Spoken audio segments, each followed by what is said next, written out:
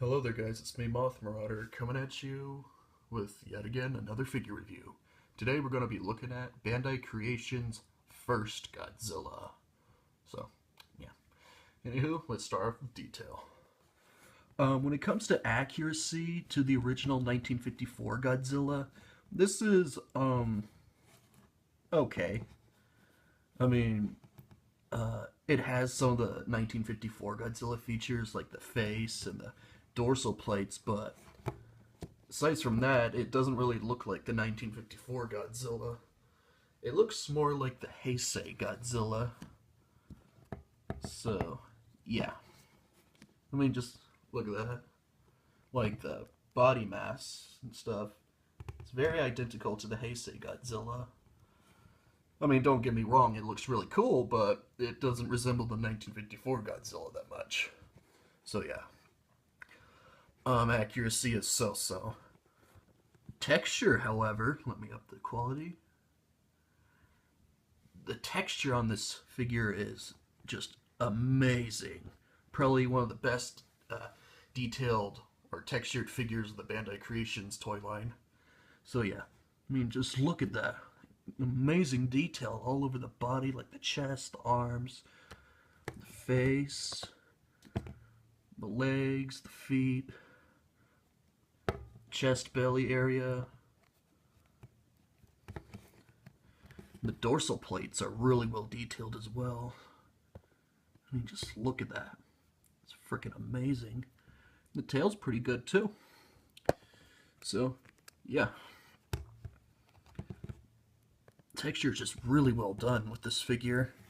And that is definitely one of my favorite parts about this figure is the detail, well, texture and all that. So, yeah. Texture is really, really well done. And paint job is really nicely done. He has his traditional gray color, and it looks really well done. Looks really nice. And the mouth is painted red, which looks nice. While the teeth are not individually sculpted, they still look nice and are painted pretty well done. Well, they're painted pretty good, if you know what I mean. And the eyes, nicely done.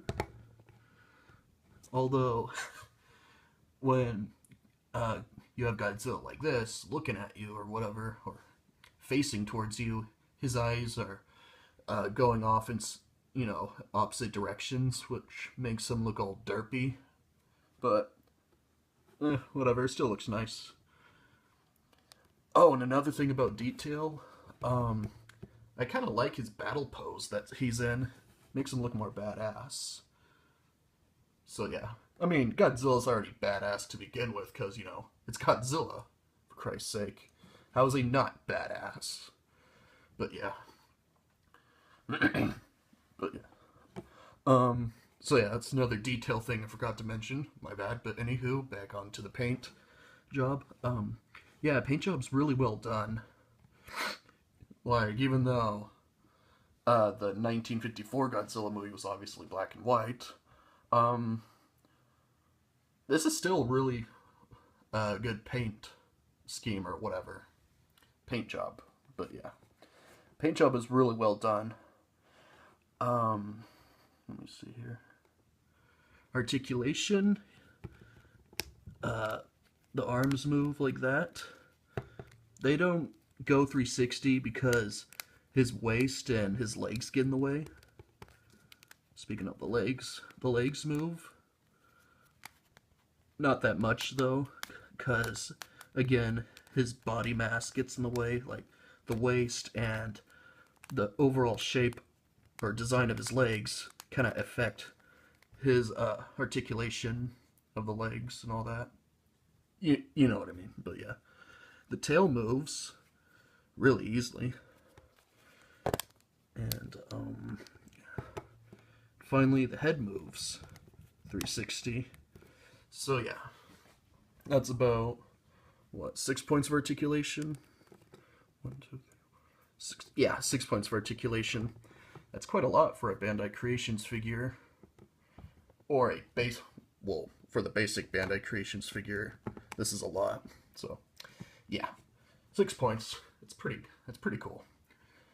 Oh, and another thing when it comes to detail, I forgot to do. Well, I forgot to do this back when I was doing the.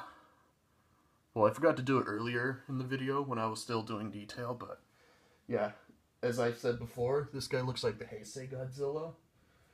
So yeah, let me just pull out the NECA 1994 Godzilla. So, yeah. I mean, if I put them in a similar pose, like that, they look very, very similar. So, yeah. Just wanted to show you guys that. And, let's see. Let's pull out the NECA 1954 Godzilla figure. So, yeah. Again, they don't really look the same, in my opinion. But, yeah. Just another comparison right there. Not in terms of sizing, but in terms of detail. And let's get another 1954 Godzilla figure. Bandai Japan one. So, yeah. Again, the first Godzilla, or the one on the left, I mean the one on the right, sorry. The one on the right has the body mass of the Heisei Godzilla. Well, this one's obviously skinnier. A little bit skinnier, but yeah.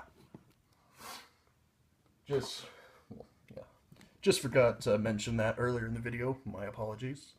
So yeah. Now, last but not least, rarity. This figure came out in 2009, and his first release, he was called First Godzilla.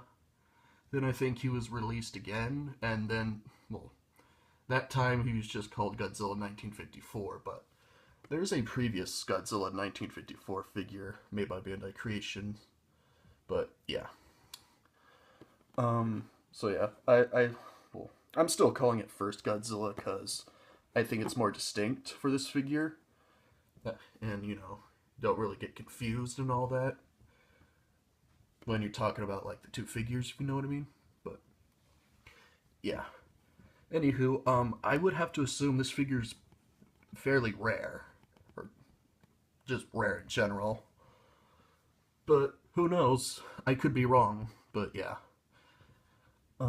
So that's pretty much it for this review. Detail and paint job is really well done.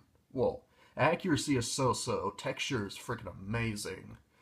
Paint job is really nice. Articulation, he has 6, which is really well done. And rarity, I would assume he's slightly rare. Just slightly. But yeah, that's my guess. But yeah. In the end, this first Godzilla here gets a 3.5 out of 5. So yeah.